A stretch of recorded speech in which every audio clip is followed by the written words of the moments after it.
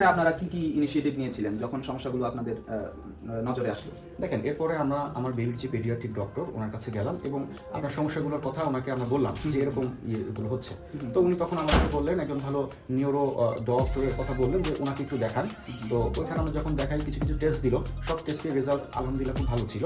তো এরপরে আমাদেরকে উনি বললেন যে আপনারা একটু থেরাপি নেন, কিছু ভালো থেরাপি সেন্টারের নাম দিলেন এবং দিয়ে বললেন যে এখানে অকুপেশন থেরাপি এবং স্পিচ থেরাপি দুটোই তোমার জন্য লাগবে। আচ্ছা, তখন কি আপনারা থেরাপি শুরু করেছিলেন?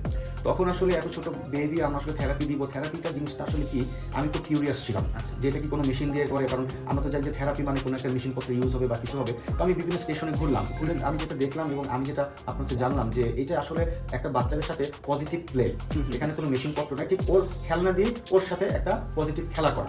খুব সুন্দর একটা কথা বললেন যে পজিটিভ প্লে, মানে ও বাচ্চার নিডস অনুযায়ী তার সাথে প্লেতে ইন্টারাকশন বাড়ানো।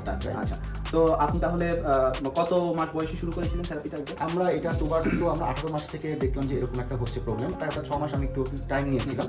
আমি আড়াই বছর থেকে স্টার্ট করেছি। ওকে, থেরাপি শুরু করলেন, থেরাপি শুরু করার পরে রেসপন্স কেমন পাচ্ছিলেন? দেখেন, আমরা বিভিন্ন সেন্টারে ঘুরেছি, বিভিন্ন আপনার প্রফেশনালসদের সাথে আমরা কিন্তু কথাও বলেছি, দেখাও করেছি। তো মোটামুটি ইমপ্রুভমেন্ট ছিল, একেবারে যে ছিল না আমি এমন কিছু বলবো না, কিছু ছিল। আচ্ছা, তো দর্শক দেখেন, ইমতিয়াজ ভাই যেটা বললো ওনার অভিজ্ঞতা থেকে, উনি কিন্তু কয়েক জায়গায় অনেক প্রফেশনালদের সাথে ক্রস চেক করেছেন, অনেক জায়গায় গিয়ে দেখেছেন, বোঝার চেষ্টা করেছেন এবং তারপরে উনি বুঝে শুনে চোখ বন্ধ করে কোনো জায়গায় এঙ্গেজ হয়ে যাননি। উনি অনেক ভেবে চিনতে তারপরে এক জায়গায় থেরাপি কন্টিনিউ